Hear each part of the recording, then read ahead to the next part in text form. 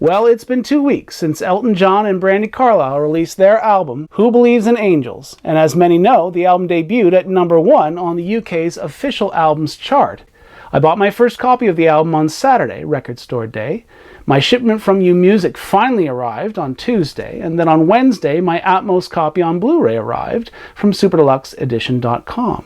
So I now have everything I ordered and more. Frustrated as I felt not to hear the album on its day of release, it was worth the wait. Well worth it. I know that fan reactions to the album have been mixed, and that some fans aren't all that impressed with it, but I am. I've given this a lot of thought, and put simply, I think that Who Believes in Angels is the best album Elton's put his name on in over 20 years. And I have to admit, I wasn't expecting that. For my first listen, I'd contemplated making what YouTube calls a reaction video, but I didn't. The biggest reason being that I didn't expect this album to be so good, and I didn't want to show my disappointment in real time to the whole world. So I didn't make a reaction video.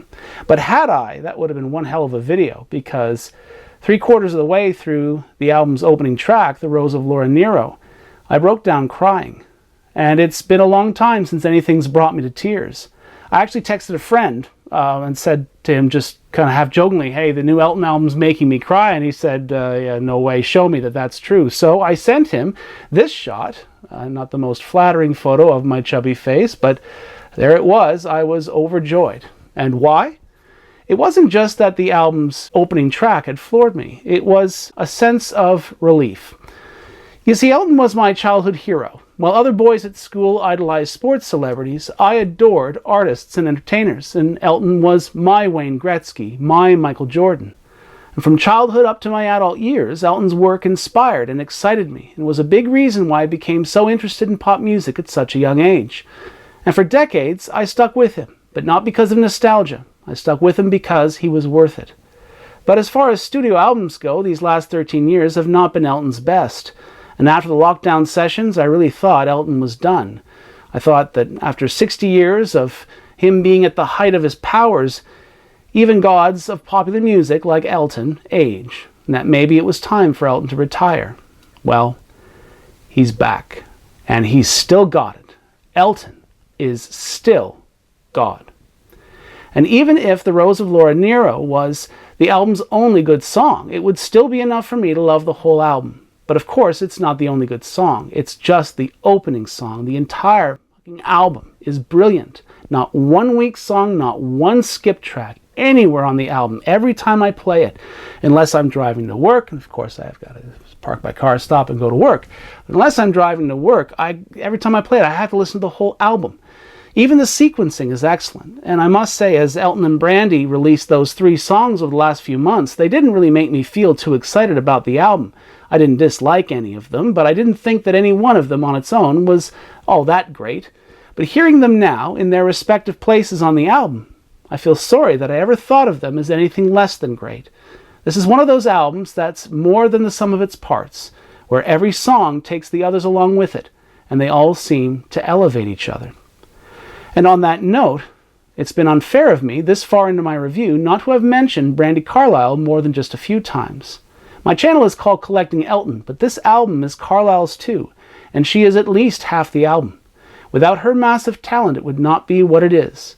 It's wonderful that she and Elton became friends and decided to make this album together. I don't normally think much of Elton's collaborations with other artists, but Who Believes in Angels has changed my mind. Clearly, when Elton finds the right artist to collaborate with, the results can be really special. Now, this is supposed to be a review, but I won't go track by track. The Rose of Laura Nyro is probably my #1 favorite track on the album, but after that, the other 9 tracks are all tied at a very close #2. I really, really love the album. Again, when it comes to songwriting, the performances, the track selection, and the sequencing, there isn't one thing I'd change about this. Elton and Brandy really swung for the fences on this one, and it soared. Now, some listeners have complained about the quality of the album's mixing and mastering. And on that subject, or those 2 subjects, I have to agree. Those aspects could have been a bit better. As far as the mixing goes, at times it seems like the instrumental backing tracks or overpower Elton and Brandy's vocals. It sounds almost like they're fighting to sing over the band. And the album's band is excellent, don't get me wrong. And it isn't that the album is so loud, it's more that it plays at the same volume from beginning to end. It sounds very compressed. It even looks very compressed when you examine any one of its tracks as a waveform. And much as I champion vinyl as a format, I'm surprised that, to my ears at least, my vinyl copies sound even more brick-walled than the CD, although I doubt that that's actually true. Anyway, I do understand that even for vinyl, this is how the music business masters popular music these days. I do hope that maybe one day this album receives an audiophile quality mastering. That said, producer Andrew Watt deserves a lot of praise. I don't know much about him, but he must know what he's doing for Elton and Brandy to want to work with him, and for him to get an album this good from Elton and Brandy. And as I understand it, he also played and contributed to the songwriting on the album. So it was a team effort. So my congratulations to Elton John, Brandy Carlisle, Bernie Taupin, and Andrew Watt. Who Believes in Angels is the 10th UK #1 album of Elton's long and impressive career, and to my surprise, it's Brandy Carlisle's first #1 album anywhere. It deserves all the praise and success it gets. If you haven't yet bought a copy, consider doing that. I can't promise that you'll love it as much as I do, but it's definitely a landmark album in Elton's catalog, one that fans will discuss for years to come. Now, I have 3 more videos related to this new album coming up. Hopefully, I'll upload at least 2 of those this weekend. One is about the cassette copy of this album I bought from U Music, and the other is an unboxing video. I was going to do the Show Me Yours video as part of the unboxing episode, but I'm editing it now. It kind of makes it too long. So I'll have to do a separate Show Me Yours episode about the copies of the new album that you folks bought and where you bought them. And if anyone else wishes to send photos of yourself with your copies of the new Angels album, with the name or names of the stores you bought them from, send those to eltonfantastic75@gmail.com. If you sent in a photo before but would like to follow up with maybe a couple more photos of your copies, you may.